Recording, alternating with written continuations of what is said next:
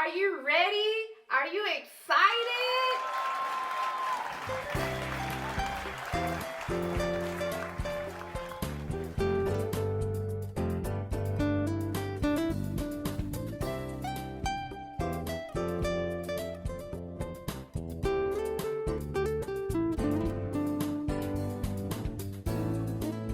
And remember, it doesn't matter where you go or where you will be. Just don't forget to bring your tea. And that's total empowerment and anointing.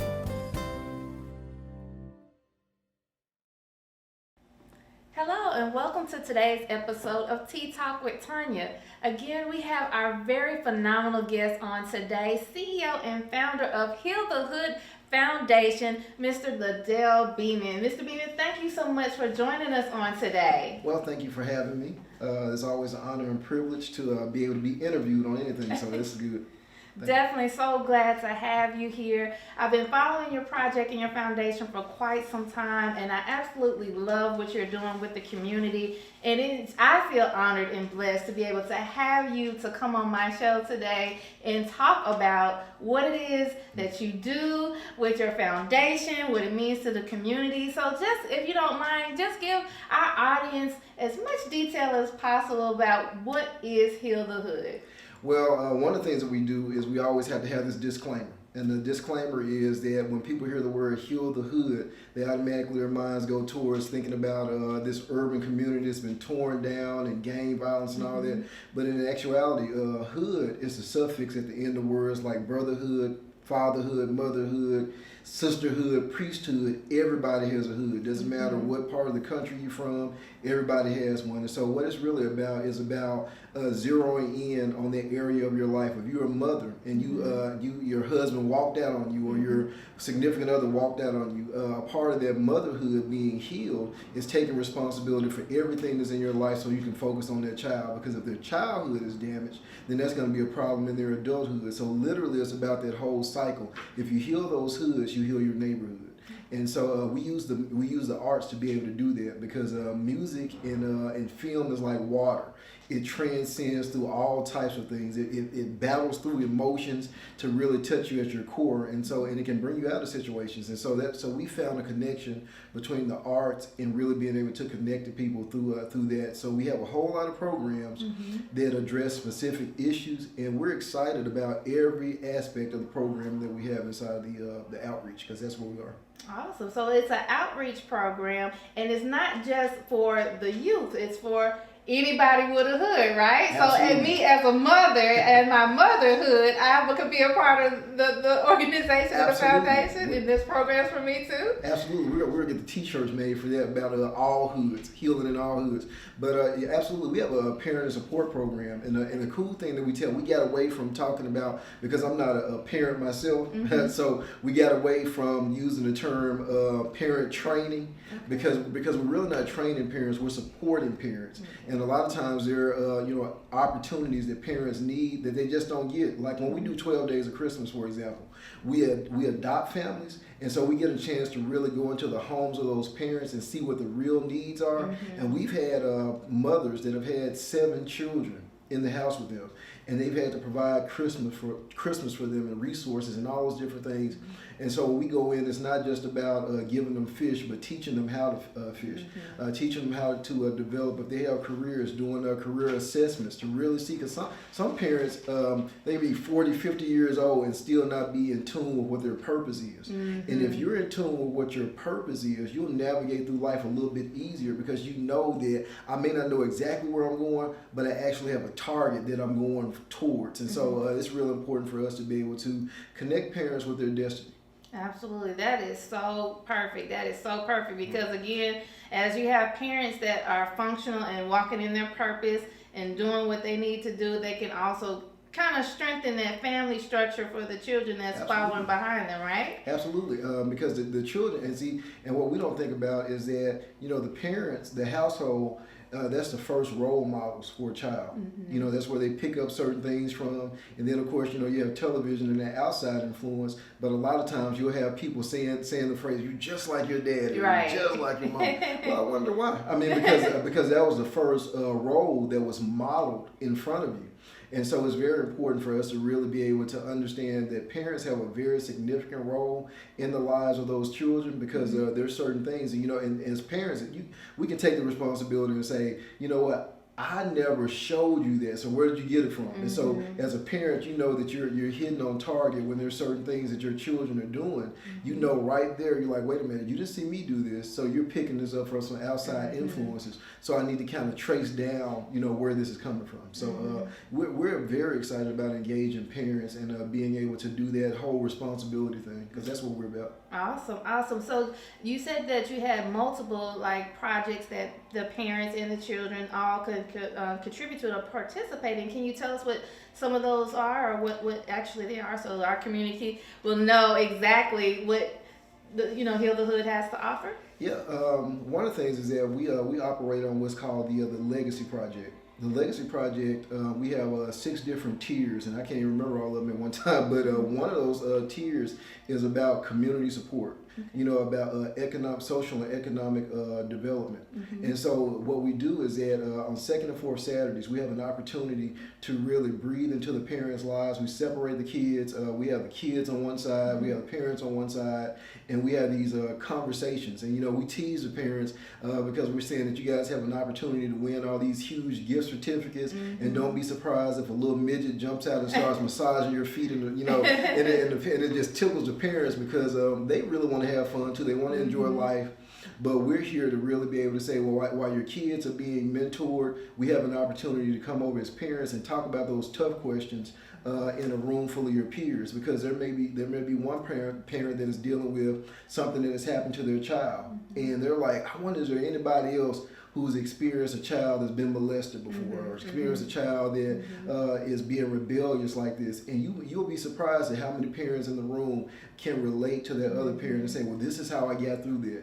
And we have a dialogue and we have a conversation, and you know, and here it is, it's peer healing at that point, you know, peer parent healing, because you have your peer parents that are right there with you, and it's given an opportunity for you to kind of leverage what's going on in your life with solutions from the room. So that's real cool. And the parent and the kids, they're just having a ball on the other side, because we go as far as to do our own homemade version of Family Feud, where we have the kids competing against each other. We have different topics. We have video game tournaments with the kids. We're feeding them all the time, but it's set up like I don't want to call it backdoor ministry, but it's really ministry at its most innovative point. So we do that with the kids, and it works. It works for us. Okay, that sounds so exciting and so fun. I'm like, okay, I'm ready for the next event, because you all have food, fun, and fellowship, and just in the whole healing process. I like that. I like that. That's what you have to offer. We try to go. You know, we try to take it to the next level. I mean, we've gone as far as to really CW wrestling. We've had an opportunity to really bring them out on our new property and set up wrestling, and bring out the Batmobile, and bring out all these different heroes and stuff, and wrestle right there in the neighborhood, right there on our slab of property. And the reason why I think it's so cool, because we have like the food trucks that come up. We've done drive-through movie theaters there, where the big giant screen is up, and you'll have people pulling up, and they're like, what is this? What is going on? And they can't believe it, because we brought that situation right to their community. So it's the parents and the kids coming together, having fun in a family environment. And so that's what we want to do. We want to create the old school family fun, where you can go and you didn't have to be ashamed that your parent was across there from you. You just enjoying it. You forgot your parents were there because you were just having a good old time. So that's what we do. So everybody collectively just coming together to have fun and enjoy each other, and just really building a sense of community once again. You know, I think in this day and age, you know, we've kind of gone away from that. You know, like,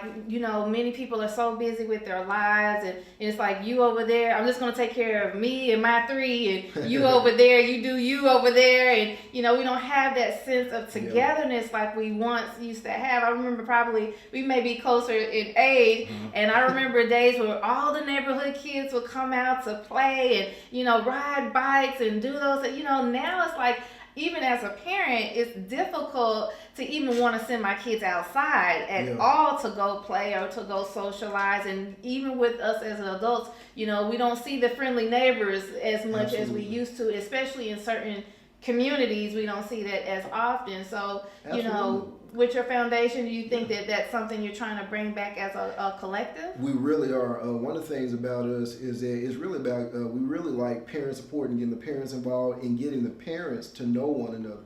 One of my favorite shows right now is Cobra Kai. I'm digging the whole lift off from the Karate Kid into the future, and it really shows a lot of values, what's happening with the parents getting to know each other. And there are these scenes where you have the old rivals with Danny and Daniel and Johnny Lawrence, and they're in these scenes where they're eating at the same table together, you know, and experiencing each other. But they get a chance to really kind of understand what goes on in the backstory of each other's lives and what's happening. And I think a lot of times when parents understand that your neighbor isn't just an angry old man, he went through some type of trauma or something happened. And when you start learning what that person is going through and what they're dealing with, you can kind of have a little sympathy at that point, and you can come together and help each other. And it's like a balancing act. And I see that in Cobra Kai. You know, the writers are doing a really, really great job of being able to tell the backstory so you understand what's going on with those characters. And I think that helps with the whole parent and support thing and us coming together, is that understanding the backstory of each other's lives before we start making judgment. Yeah, absolutely. And you talked a lot about like the parent role in what you do for the community and the participation part. So tell me a little bit about how the kids interact, like the programs specially targeted for their well-being and Absolutely. growth. We do this thing called the Wake Up Tour. That's one thing that is really special about what we do. We have an opportunity to put together a lot of recording artists, singers, dancers, actors, motivational speakers on this 55-minute tour, and we go inside the kids' schools and put on this amazing show with the fog machines. We travel with a magician sometimes, and motivational speakers, all these different things to be able to really tell a story that's going to excite the kids, meet them where they are, but at the same time, those kids, you know, they become, I hate to use a word, fans, but they get so excited, and so they want to come up for autographs and taking pictures. And we have an opportunity and a responsibility at that moment to lead those kids to someplace. And what we're trying to lead them to is someplace positive. So those kids, they want to become recording artists. So we have a recording studio. Okay.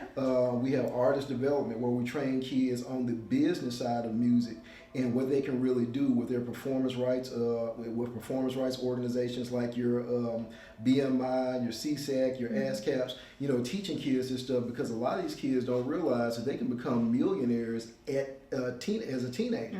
And so we work with a lot of kids from Lil Peanut, who used to be here in Memphis, but we helped Lil Peanut out, and I get an opportunity. I'm glad I get to say this on your show, because we really helped him when his dad came to us, when Ben came to us, and he was like, well, what can we do to get our child involved? Because Lil Peanut was opening up in nightclubs for 3 6 Mafia and all this different stuff. And he had the grill in his mouth as a little bitty kid, 5 6 years old, and had chains on. And I was like, okay, we need to start marketing him towards Disney and Nickelodeon. So we need to take that grill out of his mouth, let him be a kid. And now, you know, long story short, when you look at him, he's now he's had shows on Nickelodeon. He has one. He was almost one of the first live action shows on Cartoon Network. He's been Atticus in Happy Feet 2, the movie.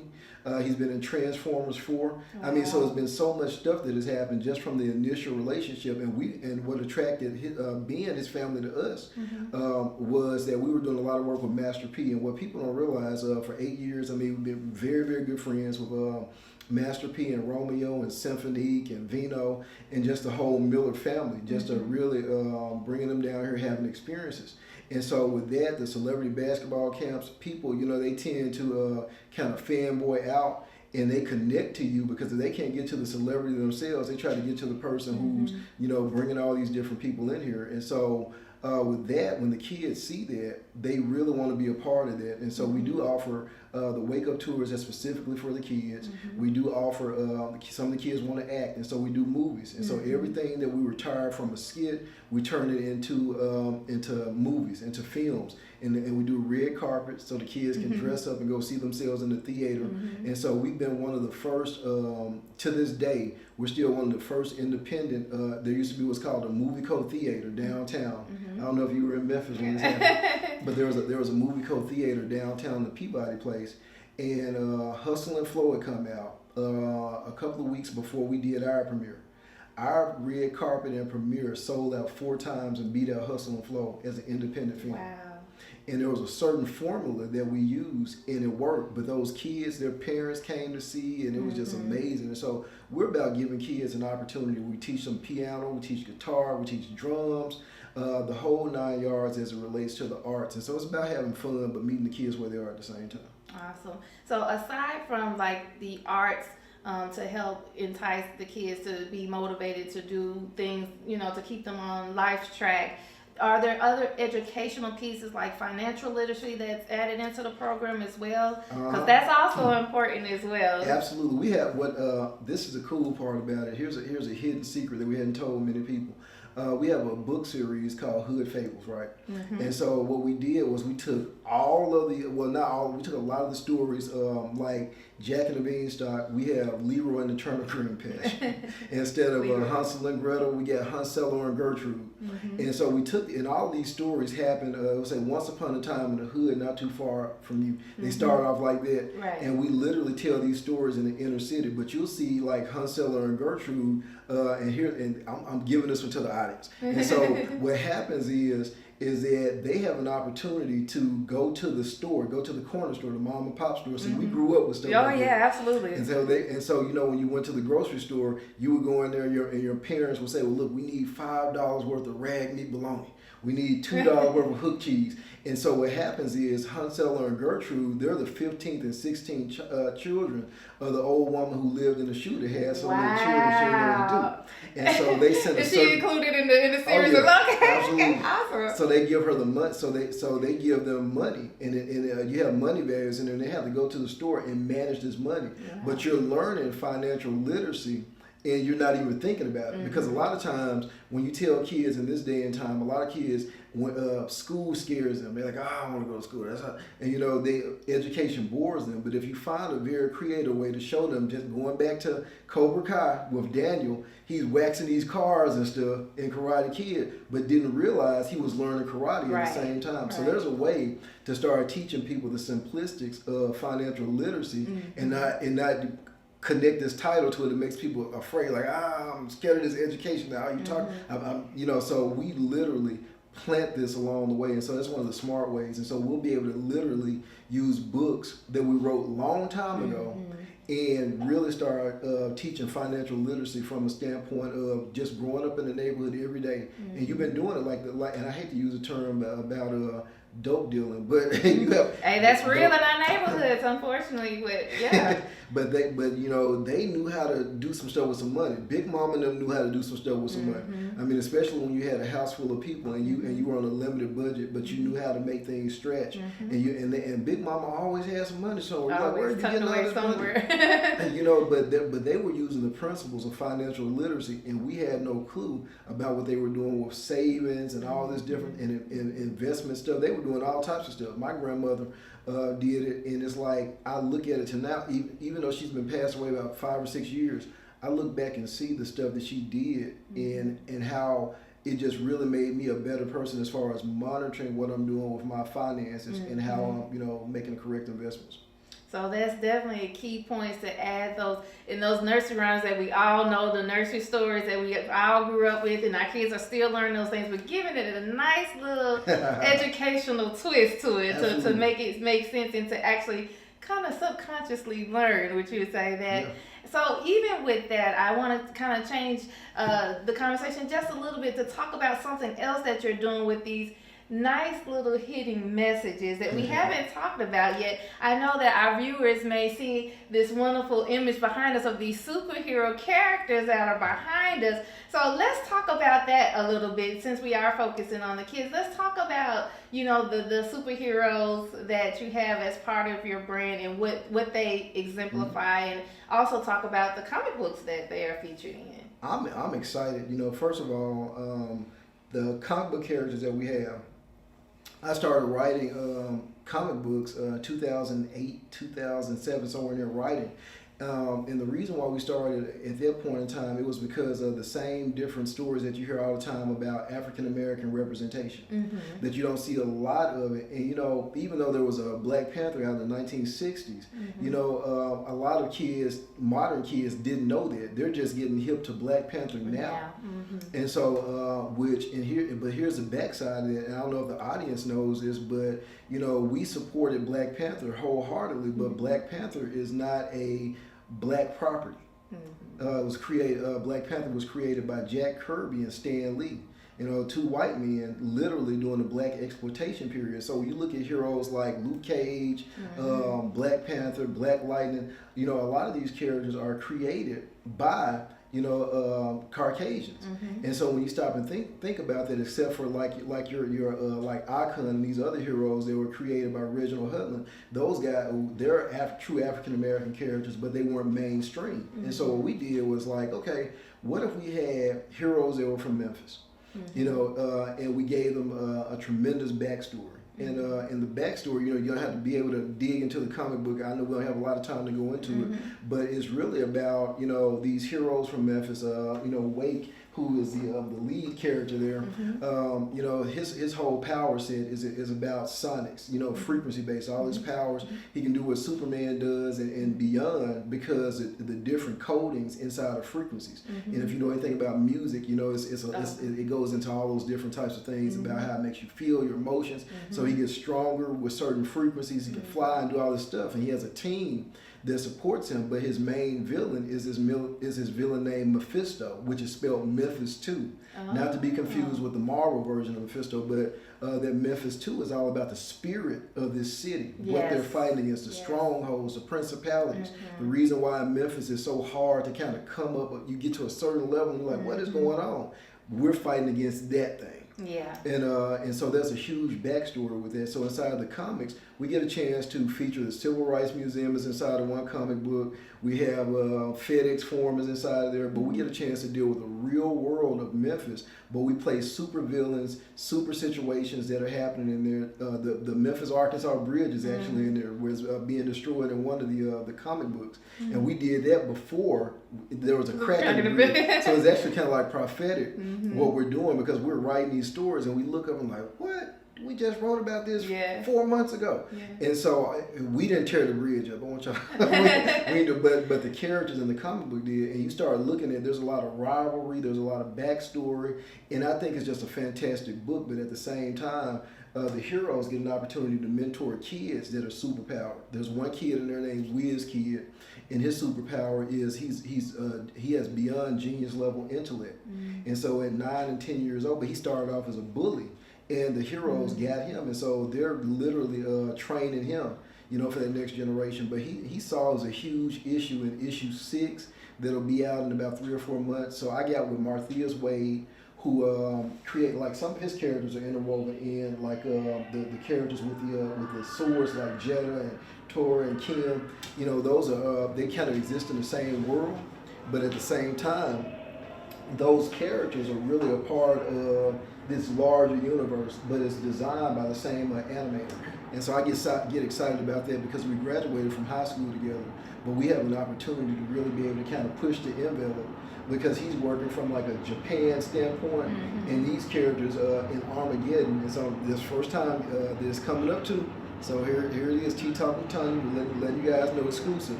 These superheroes or characters will come together in a larger battle. It's like an Armageddon situation that's going to be happening. So yeah, we're excited about that. All right, we're going to take a pause right here for just a moment.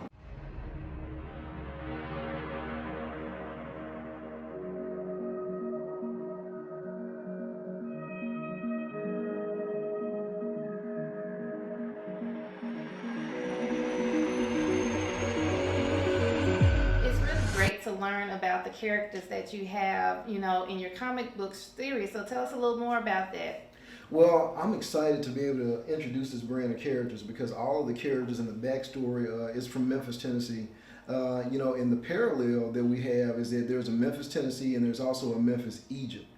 And so we have a real amazing parallel that we do with it. The villain, whose name is Mephisto, which is spelled Memphis too, because there is a Memphis, Egypt, is really about the stronghold and the principality that's over Memphis. And so some of the backstory is, and this is the first time I've actually said this on any interview, but is the fact that when Pharaoh was doing this thing with Ramses in Egypt, and there was this huge thing that was going on with Moses, we have it as if there was this essence in this stronghold that was captured inside of a vase. And there was a exhibition that came to Memphis years ago. It was a Ramses the Great exhibition.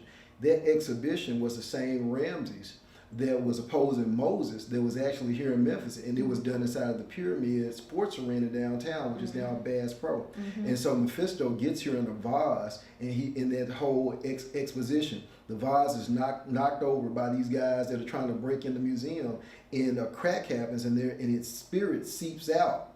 And so it finds residence in Memphis, and it becomes stronger and stronger. And so by that time, Wake, and his name is LaDell in the comic books. His name is LaDell Beamon in the comic book. Any similarities, any kin to Mr. Beamon here with us today? Yeah, we had to do something, take some creative liberties with it. But his superpowers are frequency based, and so everything is about sound. And the thing about that is the Bible says that faith cometh by hearing, and hearing the word of God. And so it's about frequencies with him, and so his powers fluctuate based on the frequencies that are happening in the atmosphere. And so he has this whole team of heroes that come up under him and support what he's doing. As a matter of fact, the team is already existing by the time he comes into his own identity with these superpowers, what is happening. So he's growing in his powers, but the team has been looking for what's considered the one, and so he's actually the one, and didn't realize it. And so what's amazing is that there's a sub-villain, his name is Grail. Grail is actually his brother, LaDell's brother. And so they grow up together as brothers, but LaDell didn't realize that he was adopted.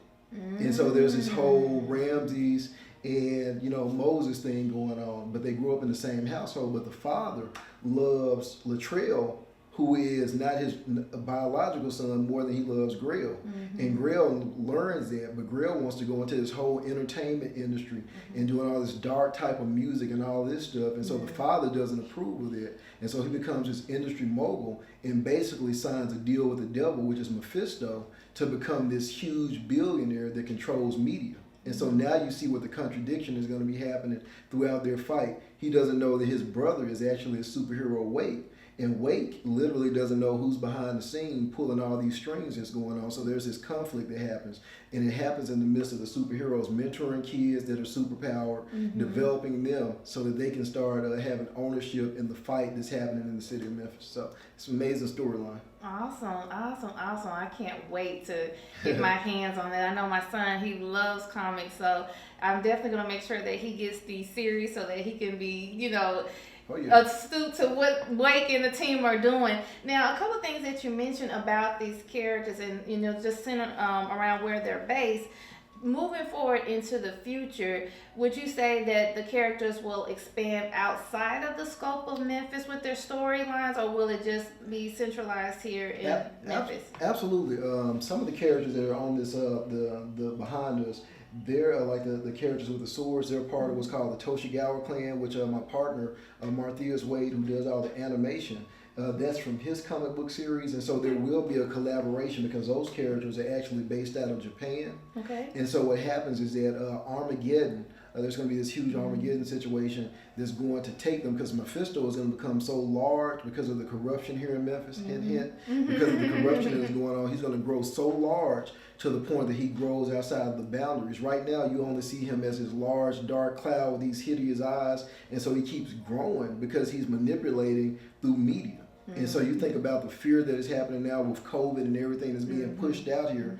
Everybody has this sense of fear, this whole thing that's going on. And so that principality feeds off of that stronghold feeds off of that. And so it's going to take the characters beyond. They have these crystals, it's called the Tri-Matrix. Never said this again on film, but they have this thing called the Tri-Matrix, which it looks like a lot like an iPod. And but the crystals are inside of it, and these are the crystals that fell down from heaven when Lucifer hit the ground. And so they take the crystals, and they collected the crystals, and that's the only way that they can beat Mephisto. But there's a mole that's on the team that steals the crystals when it's time for them to use it, and he sends the crystals to different parts of the world. And the team has to separate and go find these crystals to be able to bring it back to be able to stop Mephisto. So there's some dope stuff happening. Awesome. You heard it first, audience. Yep. Exclusive right here on TTwT with Tanya. You're learning all these little secrets that are due to come out with this brand and with this comic book strip. And I love the fact that, you mentioned kind of some of how the characters came to be, or some of the pieces of the plot. So as we can see that these stories have like a spiritual undertone, which makes it very different than our traditional comic book series that we are familiar with. What inspired you to bring in, or and you quote me if I'm wrong, that spiritual piece within the comic series? Well, absolutely. It's you always have this thing about this good versus evil that is happening. But for us, it was more so being able to, because when we do the wake up tours and we're traveling in the schools, we're inside the schools, and so we can't preach, because of the laws and how things are set. And so when you start thinking about ways to be able to introduce the gospel, we found out a way to tell parables inside this story. So now we can take the comic book and teach in a Bible study at church, but at the same time, it can go out to the secular society, because they'll compartmentalize this as good versus evil. But we also put history inside of the comic books, and you start seeing this whole arena that is happening. So it's for us to really be able to kind of take back the principles of the kingdom, and so that's what it's about for me. Being able to say, I'm doing my part to be able to, in this comic book age now, and it's perfect because Robert Townsend really loves this whole comic book thing. He was able, it's Meteor Man, and literally we pitched in LA, my first and only time going to LA at this particular time. Went out there and pitched, and he said something to me. He said, and I told him about the whole spiritual ramifications, and he said, wait a minute. Your pitch was only supposed to be 2 minutes. My pitch went from 2 minutes to 15 minutes. He said, you're going too fast. And it took over the whole situation, because he grabbed it. And this is what Mr. Townsend said. He told the audience, it was people there from the young and the restless all the time. And he said, wait a minute. He said, did you just see what happened? He just changed the whole atmosphere with what he just told, the story that he told about this comic book. And he told me, he said, where is the script at? And I said, I just had a comic book, so I don't have a script. He said, you're killing me. You're killing me. He said, you need to write this. He said, Black Panther is going to be coming out soon. He said, so you need to get on it. And so I, came back, and I just poured out and finished writing the script. And my grandmother passed. And when she passed, I had to deal with her death, but at the same time finish writing the script for the movie for this. And this is my first time saying this publicly as well. Exclusives. We're getting tons of exclusives today. and so we go off to Massanutten with my aunt to kind of get the family to get back together, to kind of, from the death of my grandmother, and to find out the day that we were due to come in. Robert Townsend was due to be in the city of Memphis. Oh, wow. So I'm like, so I'm rushing. I'm staying up all night trying to get everything done. I had to download another copy of Final Draft, which is a screenwriting software. So I'm writing and trying to get this stuff, get home, get everything printed out to make sure I get to Mr. Townsend, who was at the Hard Rock Cafe at that particular night. Get there and waited, because I drove all 12 hours to get back home. And I'm tired, get there, and it's late, and I'm telling my team, I'm like, look, you guys gonna have to give it to him because I'm tired. And as soon as I get ready to leave out, he walks up the steps and he looks at me and said, Memphis, come here, come. And so we started talking, and literally he was telling me what it was gonna take for the budget to do what we were doing.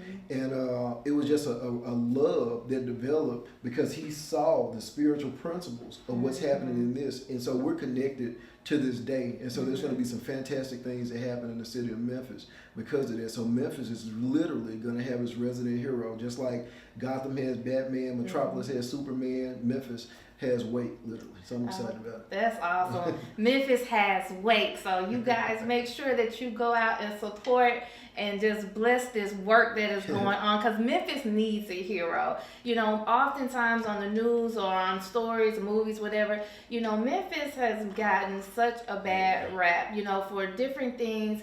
You know, we've all heard, even with some of the movies like, you know, Hustle and Flow, not to knock that, but, you know, again, it just has like a negative undertone to what this city has to offer. And, you know, me even being a transplant here into the city, you know, I've been here for over 25 years, and, you know, I love this city because, again, I see so much greatness, so many great things happen here, but it often gets overshadowed by what the media might want to, you know, enforce on us to believe about what is actually happening here. So I'm glad to know that there are superheroes that can kind of help change the image of what people have been led to believe about this city. And even with the storylines of these characters, especially with the spiritual undertones, I look forward to seeing it expand into other cities and seeing them do other things. So how important is it that imaging you know, is changed, the perception is changed by these characters? Absolutely. You know what? I was just thinking as you were talking, you know, the narrative most definitely in the city needs to change. And it's going to be the responsibility of us as artists, because I hear you act and all that stuff too. And, you know, and so many different organizations like Erica Jackson and, you know, and even the cameraman, Gio, you know, people that are doing very creative things. It's going to be our responsibility to change the narrative. Because there's a lot of people that are getting in the mainstream. You think about it. A lot of the movies that are out there, the movies that are making the most money. You think about like right now, I heard that Spider-Man No Way Home hit $1 billion, and a lot of these comic book movies are really and these people aren't cussing. You don't see sex scenes. You don't see all of this stuff, and people will tell you, well, you can't make it without putting, you know, sex and gore and all this type of stuff. But when you stop and think about it, the movies that are grossing the most money don't even have that in there. Right. I look at William Dafoe, who plays the Green Goblin. His acting is crazy stupid, and just his you know, going from Norman Osborn to the Green Goblin, the way he does it, he switches, and you look at him, it is very chilling to see him do that. And so with these characters, we get an opportunity to really be able to tell a story that's relatable, and because we want people to be like the Superman that happened, Christopher Reeve's Superman. When I saw Christopher Reeve's Superman, I felt like I could fly. I put a bath towel on my neck and jumped off the top of the roof. It didn't work out, you know, for me, but still, it was just the fact that these people inspire. And so it's so important for this generation to have inspiration, because we're right now, young Dolph is the hero. And you know, and I'll probably get in trouble for saying this on your show, but you look at young Dolph being a hero right now, but you look at how he got to that path and the whole behind the scenes stuff, what was going on, you know, from the dope dealing, which we know, you know, the dope dealing, the gang membership, the stuff that was happening, and then he gave out turkeys, a whole lot like what Scarface and the Godfather and them were doing. They were about a sense of family, but they were doing some terrible stuff in the community, but people from the community held them as a hero. And so what we'll finally have an opportunity to do is to see a good guy, which is Wade, who has struggles, who has conflict, but you really rooting for this guy because you know at the core of it, he's not meaning anybody any harm, but he takes a bad break because he's going through the struggles and the trials and tribulations of life in his community that he's loving so much that he's giving back. So he's saying no, and I relate to that character because I grew up in the hood. I grew up with dope dealers. I grew up with a lot of my friends being on America's Most Wanted, but I didn't sell dope.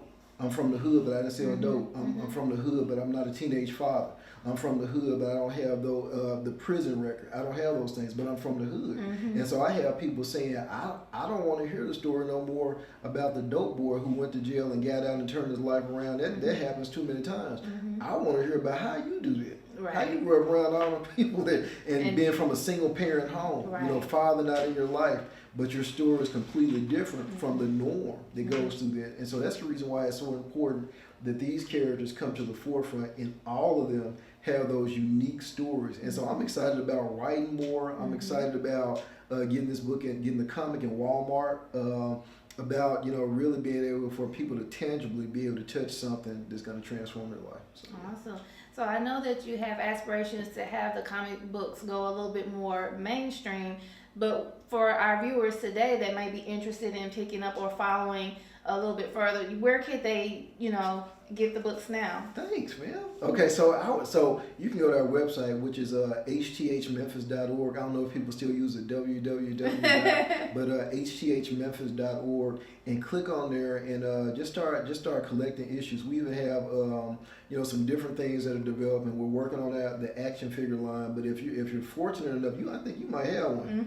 Mm-hmm. But if you're fortunate enough to actually have the figurine that we have out now, that's a collector's item. And the number one issue of the comic book is a collector's item. I always tell people that get these things because if you have a sense in the spirit where things are getting ready to go, mm-hmm. you know now that I need to grab this mm-hmm. and lock it up somewhere because it's really about to take off. If I'm telling you about Robert Townsend and Keenan, it's only a matter of time mm-hmm. That things are going to come full circle and that we're going to understand the value. And I think in Memphis it's so important that we start we stop skipping over the treasures that are here in our city. Mm-hmm, absolutely.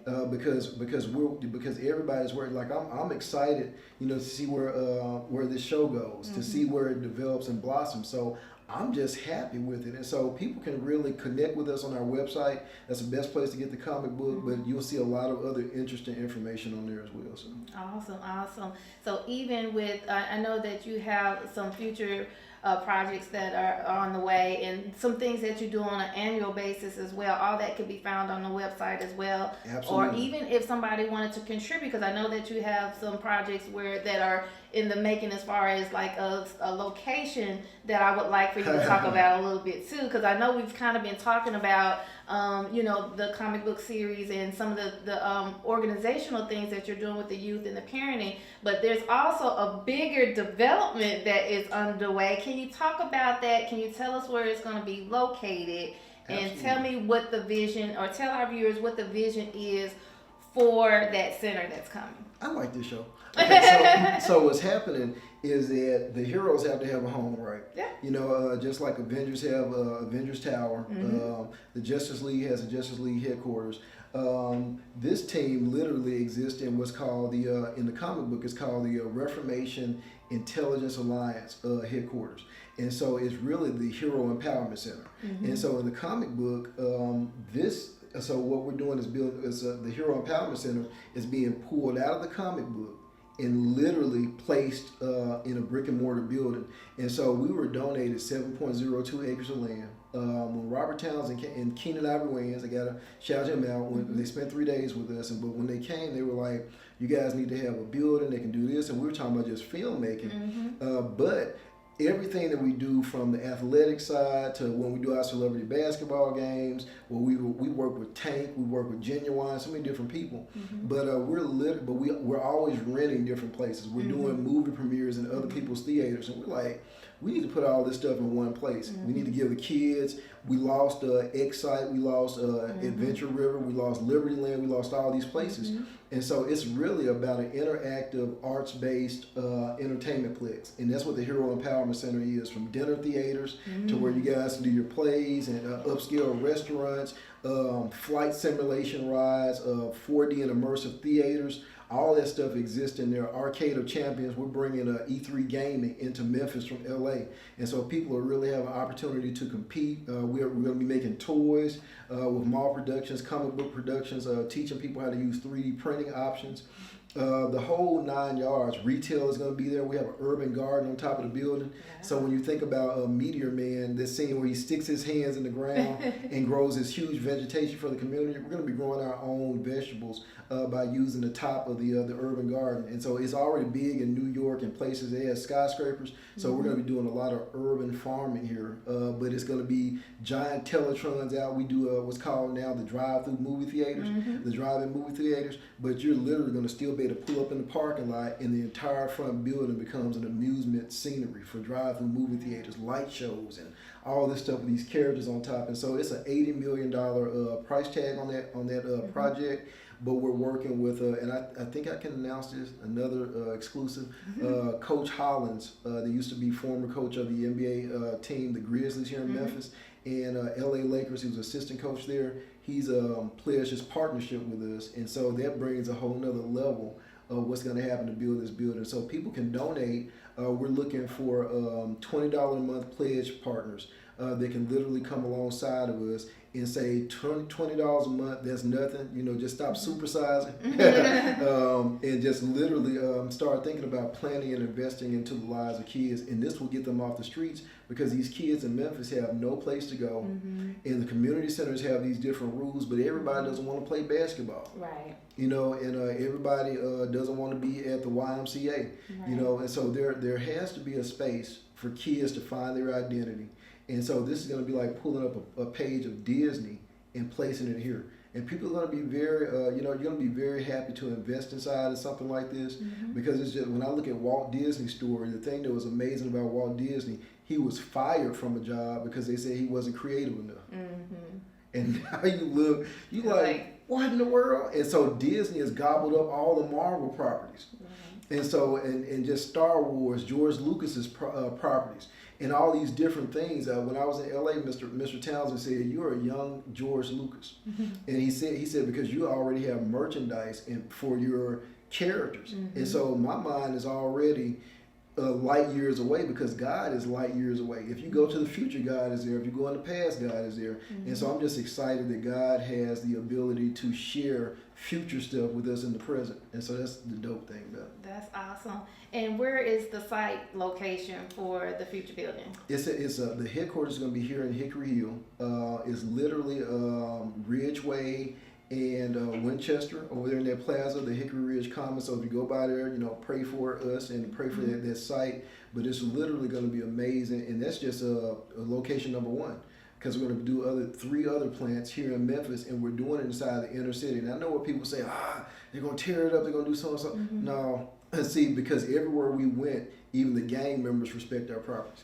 And so, but it's really about giving them something that they have ownership of. And that's the thing, we ask people for their permission to be able to do it. We ask the community for their permission for us to come alongside them and help. And that's what a lot of people don't do. There are churches that move into neighborhoods and just build churches. They don't even stay in their community, but they build churches, and they capitalize off of the property that's in their area, but they really don't have a real strategic investment in their community.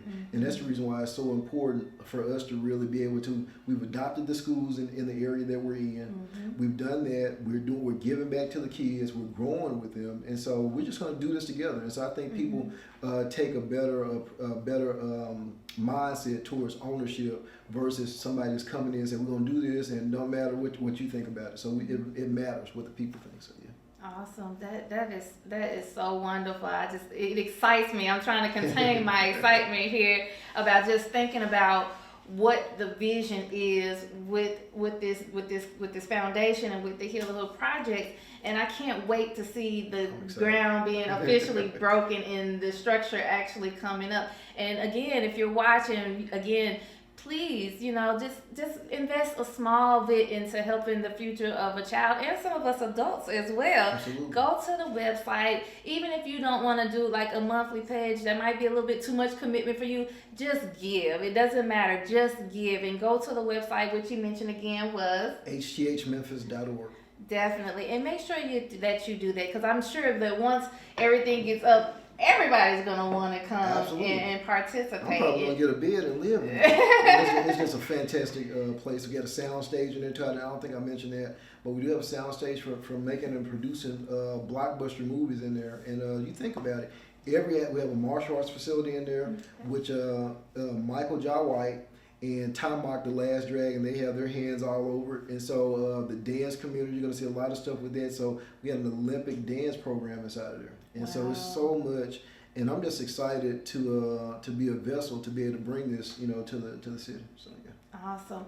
Often in these shows we talk about purpose and vision, and it's clear without a shadow of a doubt that you have a big vision for what you want for the youth, for the hoods, the parent hoods, and so forth, as well as just a community as a whole. And as far as like purpose is concerned, at what point in your life did you realize that this is what God was calling you to do?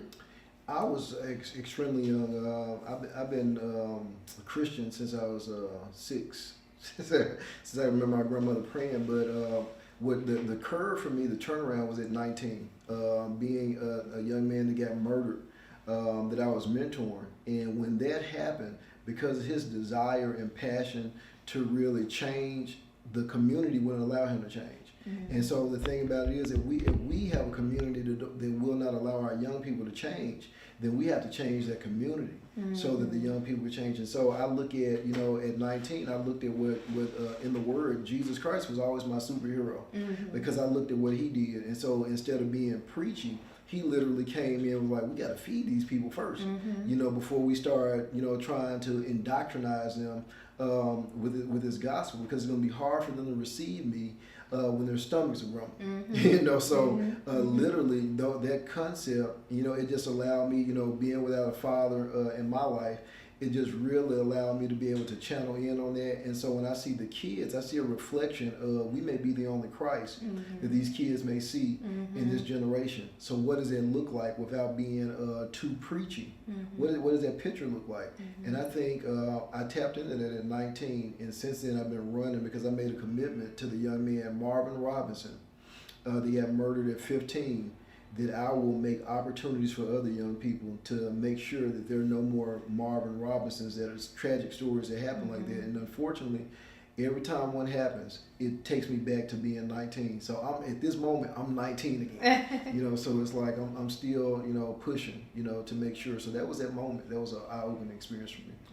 Awesome. We all have those aha moments that change and redirect our lives to be who we are as adults. So, but I'm grateful that God gave you the vision for the Heal the Hood organization as a whole, because I could just see now that it's gonna just bless so many people's lives, all the different hoods, the motherhoods, the fatherhoods, the sisterhoods, the brotherhoods. All the hoods are gonna be blessed by just what you're doing here for the community, and I'm so grateful to have this opportunity to interview with you so that we can get the word out about what great things are happening here in our cities and future cities to come. And before we get ready to close out on today, I know that you and I were having a conversation the other day about just hood, and I know you kind of alluded to that already earlier, but just for our audience sake today, I want to kind of recap that piece of what hood is, because again, a lot of people might have dreams and aspirations to get to be the superhero in their own communities or in their life or with their own organizations or their business. Talk about that for me, because I know you know what I mean. So absolutely. Talk about that as we get ready to wrap up. Absolutely. One of the things that I really strongly suggest to people is waiting. Waiting is one of the most complicated things, because a lot of times you look at, you think about children that end up, I was a child that was born out of wedlock, but it's because you couldn't wait. but it's a lot of things that happen, because you can't wait. And so what we learned and what we defined and we're putting out here is that term hood, HOOD, is an acronym because waiting is the highest order of discipline. When you think about it, waiting is literally the highest order of discipline. And a lot of people give up at 11:59 because, in that one moment, you waited all this time, but that one moment has the most pressure on it at 11:59 because it's changing over to a new day at 12 o'clock. And so we have to think about that pressure that is put on that 1 minute. And a lot of people give up at 11:59 and not knowing that, there's in a few more seconds, there's going to be a new day. And so there's going to be a new opportunity for people to really be able to aspire and get that very thing that God promised them. And so it's so important that we understand that, yes, all of us can identify with waiting being the highest order of discipline. But if we become disciplined, there's an amazing thing that's going to happen on the other side of that wait. So, yeah. Well, I'm glad that we are going to patiently wait for all the great things that you're going to continue to do for our community and inspire and encourage us. Again, thank you so much for being on my show on today. Would love to have you back again and sometime in the future, if you don't mind, and come and share again what Waking the Crew are starting to do, or if they're going into new cities, want to come back and learn about those things as well. So thank you again for being such a just graceful, guest on today. Again, thank you so much. We appreciate your time. And audience, again, don't forget to donate to this great organization to kind of help heal our hoods. And again, it doesn't matter where you go or where you'll be. Just don't forget to bring your tea, and that's total empowerment and anointing. Take care. God bless. Hey, thank you for watching Tea Talk with Tanya. We hope that you enjoyed our show. Please don't forget to like, share, and subscribe to our social media platforms, or visit us on our website at www.ttalkwithtanya.com. We'll see you again next time. See you soon.